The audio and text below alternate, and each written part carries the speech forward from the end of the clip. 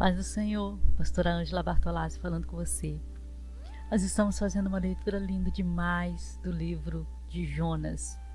Hoje nós vamos ler o capítulo 2. Faz parte dos profetas menores. Pegue sua Bíblia, vamos ler juntos. Jonas, capítulo 2. Ele está no ventre do grande peixe. E orou Jonas ao Senhor Deus das entranhas do peixe. E disse: na minha angústia clamei ao Senhor, e ele me respondeu.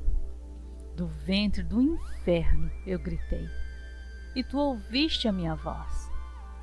Porque tu me lançaste no profundo, no coração dos mares, e a corrente me cercou. Todas as suas ondas e as tuas vagas têm passado sobre mim. E eu disse: lançado estou de diante dos teus olhos, todavia tornarei a ver o templo da tua santidade. As águas me cercaram até a alma, o abismo me rodeou e as algas se enrolaram na minha cabeça. Eu desci até aos fundamentos dos montes. Os ferrolhos da terra correram-se sobre mim para sempre. Mas tu livraste a minha vida da perdição, ó Senhor meu Deus. Quando desfalecia em mim a minha alma, eu me lembrei do Senhor, e entrou a ti a minha oração no templo da tua santidade. Os que observam as vaidades vãs deixam a sua própria misericórdia. Mas eu te oferecerei sacrifício com a voz do meu agradecimento. O que votei, pagarei. Do Senhor vem a salvação. Falou, pois, o Senhor ao peixe, e ele vomitou Jonas na praia. Glória a Deus, aleluia. Jonas passa pela tempestade porque ele procurou tudo isso com as próprias mãos. Ele pensa que pode fugir de Deus. E então os companheiros de viagem que estavam no mesmo barco, no mesmo navio, lançam ele no mar. E então Deus, como tinha o propósito de Jonas pregar em Nínive, preparou um grande peixe.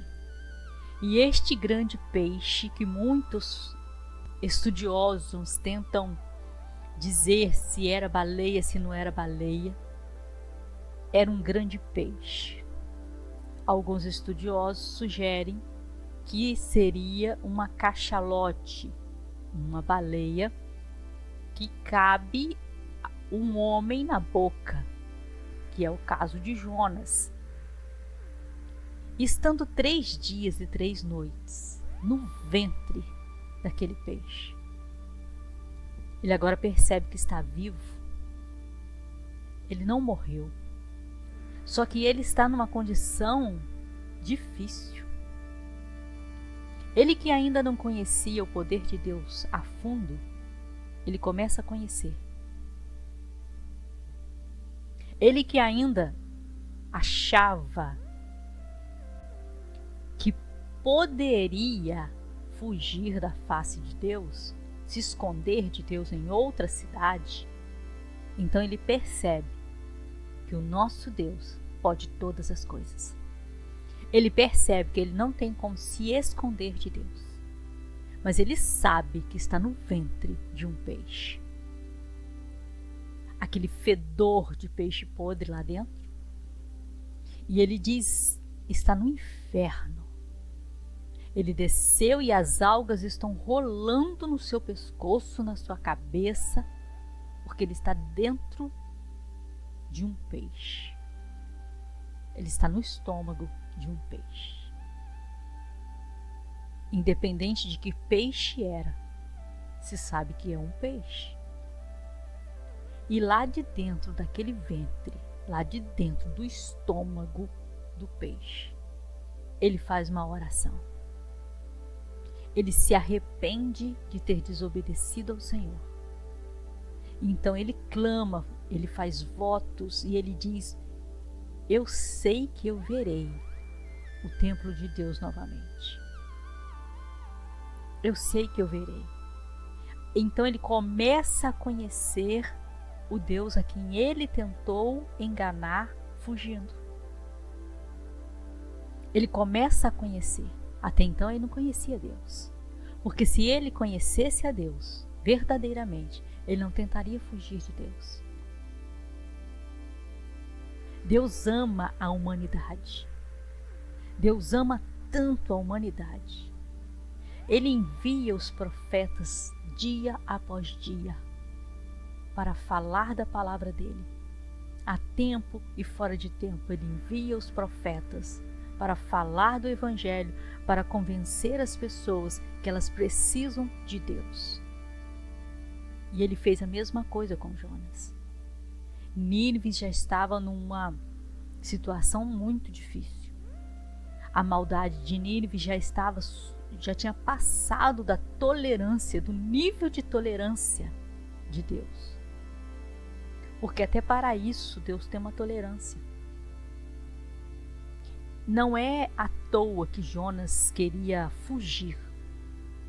Não é porque ele é só desobediente. É pelo nível de maldade que havia em Nínive. Nínive tinha o hábito de pegar os profetas que chegavam lá e fazer um scalp, arrancar a cabeça, arrancar a tampa da cabeça. Eles tinham o hábito de maltratar, um nível de maldade, um nível de maus tratos com os profetas. Era além de explicação.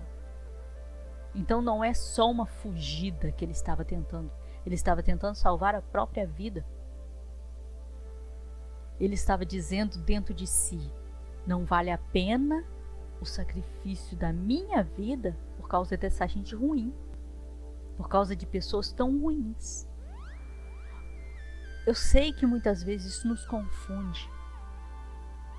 Como um assassino, como uma pessoa cruel, quando ela se converte. Isso nos confunde. As pessoas tão cruéis, elas aceitam Jesus, elas se transformam em outra pessoa. Elas viram pessoas maravilhosas. Por exemplo, você pode não saber, mas Paulo, ele era assassino. Paulo consentiu na morte de Estevão, o primeiro a morrer por causa de Cristo. Estevão se torna o primeiro mártir, mas não é porque ele escolheu ser o primeiro a morrer por amor a Cristo, mas porque Paulo, ele permitiu a morte dele. Com isso ele matou muitas pessoas, ele arrastou, ele fez as pessoas blasfemarem contra o Senhor. Ele era um homem cruel, mas se converteu, virou um homem extraordinário.